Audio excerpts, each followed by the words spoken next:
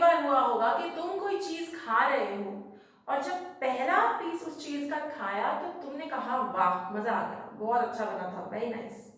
दूसरा पीस खाया तो लगा हाँ अभी भी अच्छा था, लेकिन वो पहले वाले पीस ने जो तुम्हें सेटिस्फाई किया वो वाली बात दूसरे पीस में नहीं थी। और ऐसे ही थर्ड पीस में थोड़ी सेटिस्फेक्शन और कम हो गई, चौथे में तो शायद बहुत ही कम हो गई, और पांचवा आते आते तो तुमने कह दिया बस अब और नहीं मैं खा सकता, अब मेरी सेटिस्फेक्शन अगल बगल भी नहीं है, जीरो हो रही है, राइट। यानी कि हम सबके बिहेवियर में ये चीज देखी जाती है कि जब हम कोई कमोडिटी कंटिन्यूअसली कंज्यूम करते हैं, कमोडिटी मतलब कोई भी चीज कोई भी गुड कंटिन्यूअसली कंज्यूम करते हैं, उसकी हमारे लिए सेटिस्फैक्शन कम होती जाती है। और इसी फिनोमेना को इकोनॉमिक्स में हम कहते हैं law of diminishing marginal utility. Welcome everyone, आप लोग देख रहे हैं eco world digital classes. This is micro economic series for standard 11 and we are doing consumer behaviour का चैप्टर नंबर 3 कार्डिनल यूटिलिटी। यानी कि हम समझने की कोशिश कर रहे हैं इकोनॉमिक्स में कि आप और मैं जो अननोइंगली हम बिहेव करते हैं उसका इकोनॉमिक से और हमारे इकोनॉमिक डिसीजन से क्या लेना देना है, राइट। तो going back to my example, मैंने कहा कि आप पिज्जा का पीस खा रहे हैं, पहला पीस खाया सेटिस्फैक्शन ऑल हाई, अगला पीस खाया सेटिस्फैक्शन थोड़ी सी और कम, अगला पीस खाया और कम, और अगर और खाते चले गए तो यूटिलिटी या सेटिस्फैक्शन कम होती जाएगी। इसको हम इकोनॉमिक्स में कहते हैं law of diminishing marginal utility. Okay, अब यहां में दो चीजें समझो। पहला ये कि बिल्कुल साइंस की तरह इकोनॉमिक्स में भी लॉज हैं, लेकिन वो साइंस के लॉ से थोड़े अलग हैं। कैसे? क्योंकि साइंस के लॉज एक्सपेरिमेंट कर करके आए हैं, इकोनॉमिक्स के लॉज ऑब्जर्वेशन और एक्सपेरिमेंट करके आए हैं। साइंस के लॉज हर जगह एब्सोल्यूट है, मतलब अगर पानी 100 डिग्री सेल्सियस पे बॉयल होता है तो वो हर जगह 100 डिग्री सेल्सियस पे ही बॉयल होगा, but that is not true with economics. Economics के लॉज जगह टू जगह, रीजन टू रीजन बदल सकते हैं, उनमें वेरिएशंस हो सकती हैं। खैर, हर इकोनॉमिक्स में कुछ ना कुछ लॉज होते हैं, और हम पहला लॉ पढ़ रहे हैं इकोनॉमिक्स का इस साल का माइक्रो का, which is law of diminishing marginal utility. अब डिमिनिशिंग शब्द का मतलब गिरती हुई, घटती हुई। मार्जिनल यूटिलिटी मैं अपनी पिछली वीडियो में समझा चुकी हूं, मींस आपकी यूटिलिटी में, आपकी टोटल यूटिलिटी में कितना फर्क आया, यानी आपकी टोटल सेटिस्फैक्शन में कितना फर्क आया जब आपने एक एडिशनल यूनिट यानी एक और यूनिट जब आपने कंज्यूम किया, तो आपकी टोटल यूटिलिटी में कितना फर्क आया, that is known as marginal utility. तो सिंपल शब्दों में बोलूं तो जैसे जैसे तुम कंटिन्यूअसली एक कमोडिटी कंज्यूम करोगे तो जो मार्जिनल यूटिलिटी है फ्रॉम एन एडिशनल यूनिट वो कम होती जाएगी। इसीलिए स्टेटमेंट ऑफ द लॉ क्या है? As the consumer consumes more and more units of a commodity, the MU from each successive unit, मतलब एक के बाद एक, keeps on falling, मतलब जैसे जैसे एक बंदा एक commodity continuously consume करता रहेगा, उसकी जो MU है from each unit वो घटती रहेगी। तुम ये लॉ कहीं भी लगा के देखो, तुम्हें ये बिल्कुल लगता हुआ लगेगा, इट्स प्रैक्टिकल।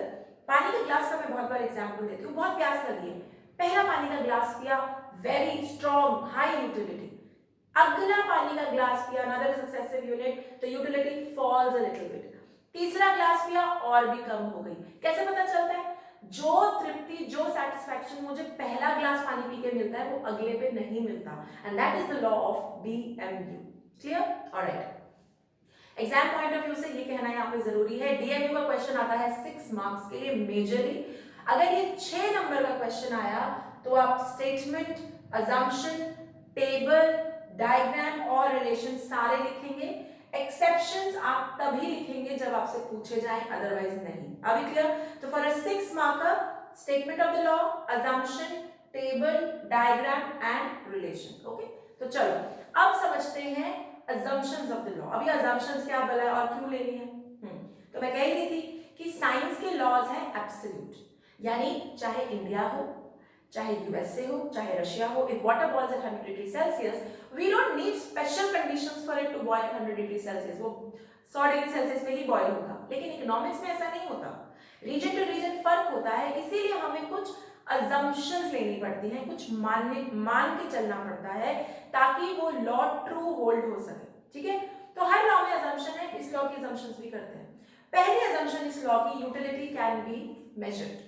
भाई तुम कह रहे हो कि हर सक्सेसिव यूनिट के साथ MU घट रही है, यानी इन द फर्स्ट प्लेस आप MU को नंबर टर्म्स में एक्सप्रेस कर पा रहे हैं, और ये बहुत बड़ी अजम्पशन है क्योंकि जनरली हम लोग सेटिस्फैक्शन को नंबर टर्म्स में अज्यूम नहीं करते, लेकिन क्योंकि हम कार्डिनल अप्रोच पढ़ रहे हैं तो वहां उन्होंने एक अजम्पशन ले रखी है कि यूटिलिटी को नंबर टर्म्स में एक्सप्रेस किया जा सकता है, and that is why that's the first assumption of this law, utility can be measured. Okay, second, standard unit of measurement. अब इसका क्या मतलब है? तुमने पहले एक ग्लास पानी पिया इतना बड़ा, फिर तुमने अगला एक चम्मच पानी पिया, तो बात एक नहीं है। एक ग्लास पानी और एक चम्मच पानी बात एक नहीं है। इस सिचुएशन में लॉ ऑफ डीएमयू नहीं लगने वाला। ये डीएमयू का लॉ तभी लगता है जब एक ग्लास पिया, फिर उतना ही बड़ा दूसरा ग्लास पिया, फिर उतना ही बड़ा तीसरा ग्लास पिया, यानी स्टैंडर्ड यूनिट ऑफ मेजरमेंट चल रहा है, तब तुम कह सकते हो कि एमयू घट रही है। अब तुम किसी को बोलो कि तुमने एक पूरी चॉकलेट खाई, फिर अगली तुमने एक पीस खाया, मेरे को तो बहुत अच्छा लग रहा है, बुरा नहीं लग रहा। क्यों? क्योंकि लॉ ऑफ डीएमयू लग नहीं रहा, because law of DMU assume करता है कि आप एक ही साइज का एक स्टैंडर्ड यूनिट का आप कंजम्पशन कर रहे हैं। तो पिज्जा का पीस इतना बड़ा है तो उतना ही बड़ा एक और पीस खा रहे हैं, आधा पिचादा एक बुरकी टाइप्स नहीं खा रहे, you not like having a bite. Okay, second, continuous consumption. अब इसको एक्सप्लेन करने के लिए let me take an example. So I really like travelling, मुझे घूमना बहुत पसंद। अब कोविड के चक्कर में मैं गई नहीं साल भर से कहीं भी, तो साल भर के बाद जब मैं घूमने जाऊंगी तो तुम्हें क्या लगता है मेरी मार्जिनल यूटिलिटी कम होगी क्या? What is marginal utility? My satisfaction from an additional unit of a commodity. यानी मेरे प्रीवियस ट्रैवल से अब जब नया ट्रैवल आएगा, क्या मेरी यूटिलिटी कम होगी? बिल्कुल नहीं, बल्कि बहुत ज्यादा होगी। क्यों? क्योंकि बीच में साल का गैप आ गया। सिमिलरली आपने आज चॉकलेट खाई, फिर 15 दिन बाद फिर से उतनी बड़ी चॉकलेट खाई, क्या आपकी यूटिलिटी कम होगी? नहीं। क्यों? क्योंकि 15 दिन का गैप आ गया। तो ये लॉ तभी ट्रू होल्ड करेगा अगर कंटिन्यूअस कंजम्पशन है, मतलब अभी एक चॉकलेट खाई, फिर अभी 5 मिनट में दूसरी इतनी बड़ी खाई, फिर अभी फिर से एक और खाई, तो तुम खुद now give yourself 2 minutes and think, अगर वाकई ऐसा हुआ, एक चॉकलेट फिर एक और चॉकलेट और साथ के साथ, तो ऑब्वियसली एमयू सैटिस्फैक्शन घटती चली जाती है, right? And that is what is the assumption, continuous consumption होना चाहिए, तो बात सेट बैठेगी। Fine. Fourth point, MU of a रूपी रिमेन्स कांस्टेंट। अब यहां पे बात है समझने वाली, MU ऑफ अ रूपी क्या है? ठीक है, पैसा, मनी, क्या यूटिलिटी है पैसे की? आप पैसे से क्या कर पाते हैं? परचेज कर पाते हैं, चीजें खरीद पाते हैं, यानी पैसे की यूटिलिटी है परचेजिंग पावर। परचेजिंग पावर का कॉन्सेप्ट इकोनॉमिक्स में, उसका मतलब ये है कि हमारे देश में एक 100 रुपए के पत्ते से कितनी चीजें खरीद सकते हो तुम, क्या पावर है, परचेजिंग पावर क्या है 100 रुपए के पत्ते। अब यहाँ पे क्या फंडा है? अब मार्जिनल यूटिलिटी ऑफ अ रूपी मतलब एक 100 रुपए के पत्ते से तुमने 2 चीजें खरीद ली, अगले 100 रुपए की चीजों पत्ते से तुमने कितनी चीजें खरीदी, like that marginal utility. Additional unit में कितनी यूटिलिटी है चीजें खरीदने की, परचेजिंग पावर कितना है। अब फंडा क्या है बच्चों, and just keep this in mind, सोचते जाओ मेरे साथ। बिल्कुल ऐसे अंधाधुंध नहीं पढ़ना है इकोनॉमिक्स को, सोचो। क्या गुड़गांव में 100 रुपीज की जो वैल्यू है purchasing power, is it same as कालका? Will it be same? Of course you will say no, क्योंकि कालका में हो सकता है 100 रुपए में आए 4 चीजें, और गुड़गांव में हो सकता है 100 रुपए में आए एक चीज, या आई ही ना, करेक्ट? तो यानी कि marginal utility of rupee is different from place to place. पैसे की यूटिलिटी मुंबई में कुछ और है, दिल्ली में कुछ और है, बिहार, पटना, जयपुर में कुछ और है, राइट? सस्ता महंगे का खेल है। तो अब अगर मार्जिनल यूटिलिटी ऑफ मनी जगह जगह अलग है, तो जब कंज्यूमर डिसीजन लेने बैठेगा कि भाई मुझे ये चीज खरीदनी है कि नहीं खरीदनी, उस पे इस चीज का फर्क पड़ेगा कि उस जगह पर पैसे की यूटिलिटी, परचेजिंग पावर कितना है। अगर मैं गुड़गांव में रहती हूं तो मेरा डिसीजन डिफर करेगा चीजें खरीदने में, versus if I live in कालका, राइट? इस झोल को हटाने के लिए, इस कंफ्यूजन को हटाने के लिए कि यार यहाँ पे कुछ और है, यहाँ पे कुछ और है, इकोनॉमिस्ट ने कह दिया MU ऑफ अ रूपी रिमेन्स कांस्टेंट। मतलब पंगा ही खत्म करो, एक ही जैसी MU ऑफ अ रूपी है all across the country for analysis sake. तब तो ये हम DMU का फंडा लगा सकते हैं। क्यों? क्योंकि DMU कहता है कि जैसे जैसे कमोडिटी का कंजम्पशन होता है, वैसे वैसे उसकी MU घटती चली जाती है।